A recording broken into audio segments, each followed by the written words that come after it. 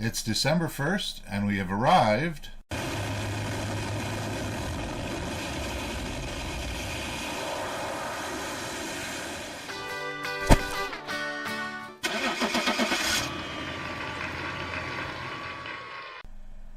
in warm and sunny Florida.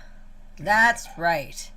Our check-in time at the Bulow RV Resort is set for 11:30, and the temperature by the time we started getting ready for supper, it was a balmy 27 degrees Celsius, or 80 degrees Fahrenheit. But wait, we forgot to mention our Walmart pit stop where we met Catherine, the automated floor sweeper. Yes, that's right. Catherine 2.0. It even had an official Walmart name tag. Kind of funny.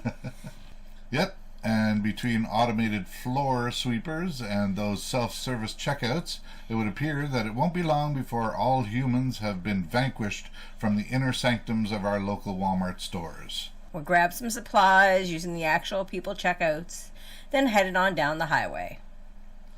As we were checking in the resort, I mentioned to the folks at the front desk that we were expecting a delivery in the next few days, and they said they would give us a call when it arrived.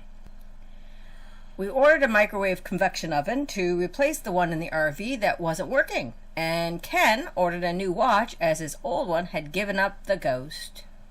Dun dun dun dun.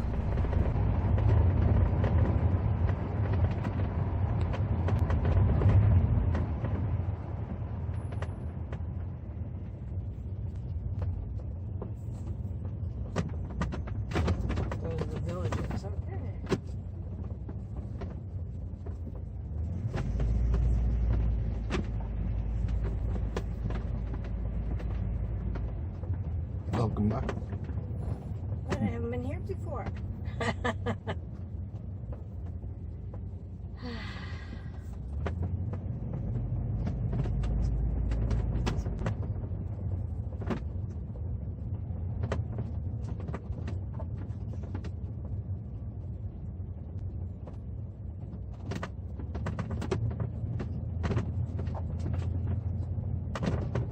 I thought that was registered. Oh, it's right here, I guess.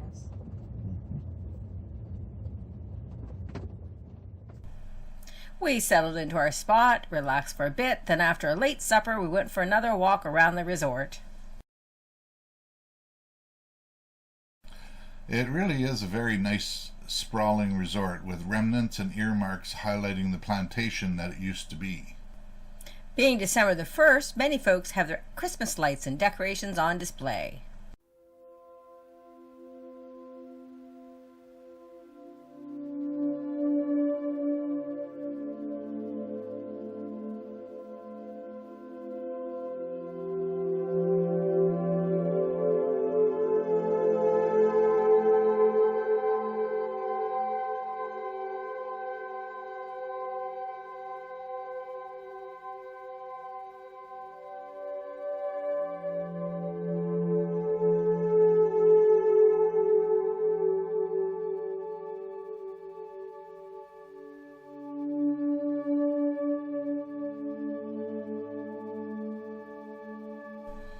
After meandering around the backside of the resort, we made our way back up to the front where the pool is located. Interestingly enough, despite how beautifully inviting the pool is, we never actually swam in it. Yeah, despite being booked here for 13 days, we didn't seem to have the right circumstance for a swim. Between our planned day trips to various oceanfront beaches and the various other things that occupied our time, we never actually seemed to get around to it. There were also a few days that the weather didn't cooperate as well. That said, we did find ourselves sitting on the lounge chairs beside the pool on a couple of occasions during our evening walks. The next morning, we got things ready, then took a very scenic drive down a picturesque palm tree-lined road called High Bridge Road.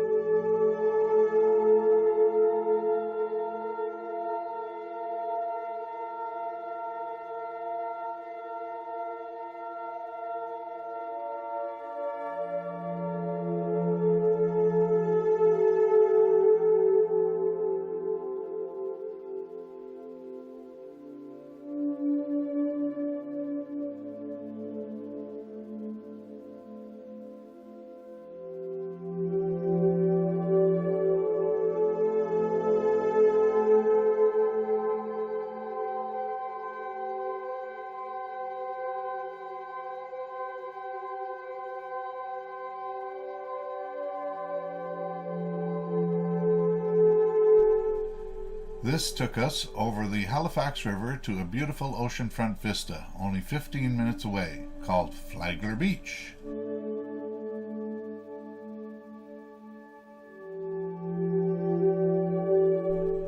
We parked the RV on the shoulder of the highway with the side door overlooking the ocean.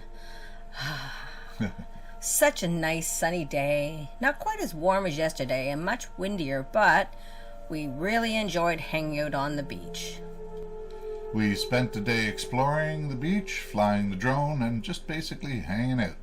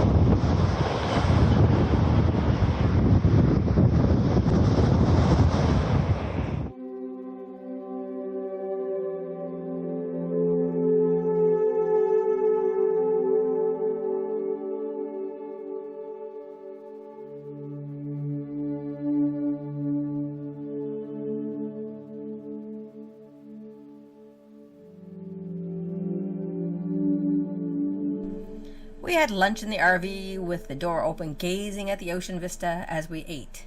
Very nice. Very. When we got back to the resort, we had supper and then hunkered down for the evening while chatting and relaxing. No fire ring, and thus no sitting out by the fire. There was the option to have the office deliver a fire ring, but they didn't offer firewood, which means we would have had to get some before arriving. We didn't bother. The next day, we explored the resort some more. Ken flew the drone. The office called to let us know our packages had arrived.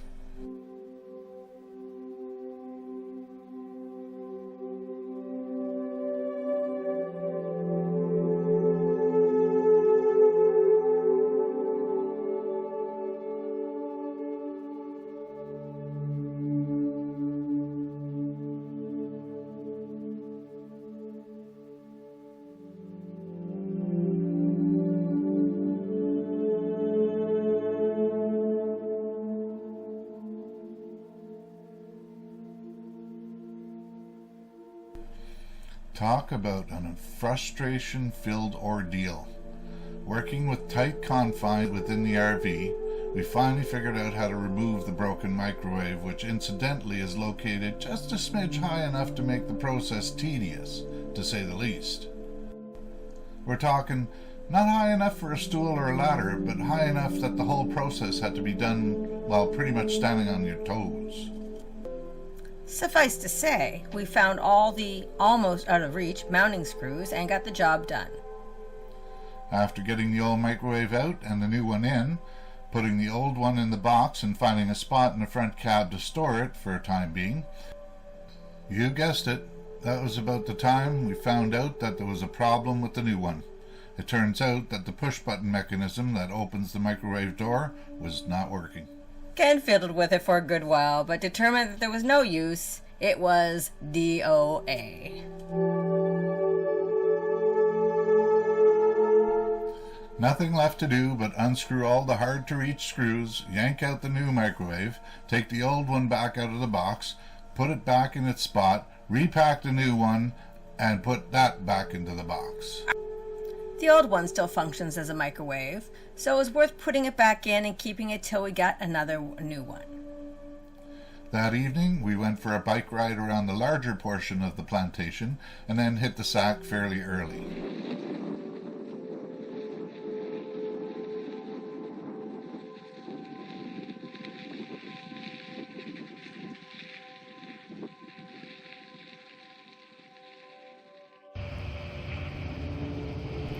We planned another day trip to a famous Florida beach tomorrow, so be sure to come along and explore that new and exciting area with us.